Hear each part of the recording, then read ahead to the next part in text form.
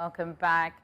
The Nigeria Labour Congress, NLC, has threatened to mobilize its members if the Senate continues to block Senator Natasha Akpoti Uduaghan from resuming her duties.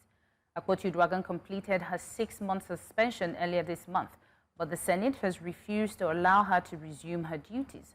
Joe Ajaero, NLC President, criticized the situation, describing it as a frivolous legal technicality used to keep her off duty, calling it a violation of democracy and the rights of her constituents in Kogi Central. Akpoti Uduaghan, through her lawyer, has already given a deadline for the National Assembly clerk to restore her duties or face legal actions. And meanwhile, over 300 women's rights organizations under the umbrella of Womenifesto have condemned what they describe as the unconstitutional exclusion of Senator Natasha Akpoti Uduaghan from the Nigerian Senate. In a statement signed by the convener, Abiola Akinyode Afolabi, the groups say that despite a federal high court ruling declaring her suspension excessive and unconstitutional, the Senate leadership has refused to reinstate her 6 months after the suspension was served. The coalition insists the continued denial of her seat undermines the rule of law, disenfranchises her constituents, and sends a dangerous signal about women's political participation in Nigeria. They are demanding Akpoti Uduaghan's immediate reinstatement in full compliance with the court order, saying that the Senate's defiance of judicial authority is a direct assault on democracy and women's rights. And joining us now in the studio is Okiki Adeniro, a lawyer. Okiki, thank you and good evening for joining us. Thank you for having me. Good evening. So let's dive right into this conversation. So can you tell us what role you think that the Nigerian Labour Congress can play in resolving, this impasse and ensuring that, Senator Natasha returns back to duty? So I believe that they have so many, right? And I'll mention just 2 or 3. So basically, number one thing that they can do, right, is to, have an organized group in that sense. Collaborating with other pressure groups, because NLC is a pressure group, collaborating with other pressure groups to, ensure that they speak up, on behalf of Senator Natasha. Right. Also, they can also, give an ultimatum to the Senate, saying that we want you to reinstate her before this number of days. Without doing that, we'll take this particular action. And again, they can have negotiations. They can negotiate with the Senate, with the leadership of the Senate, to ensure that she comes back to the House. Probably even asking for what really started, how it started, and how to just resolve it easily without having any issue at all. And the last one, right, that if just like we have it the 10th plague in that sense. Yeah.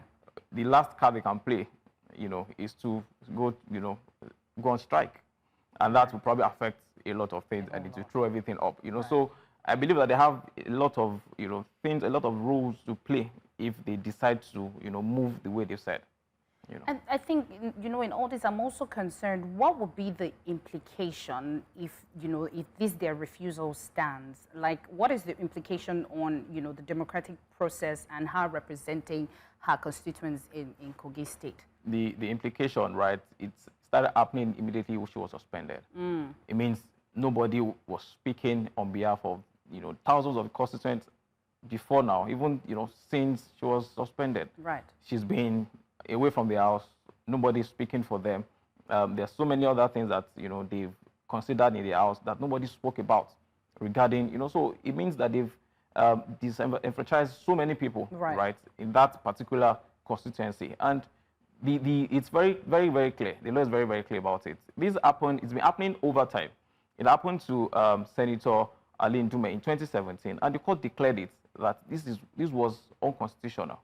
Also, it happened to Senator Jibrin in 2018, and the court also said it is unconstitutional. Even right now, the court had declared that it is unconstitutional for her to be, taken out and to be suspended. Suspension, suspending a member of the Senate is tantamount to, stopping what a particular section, from being able to be represented in the House. And basically, you are doing something anti the Constitution. Right. Basically.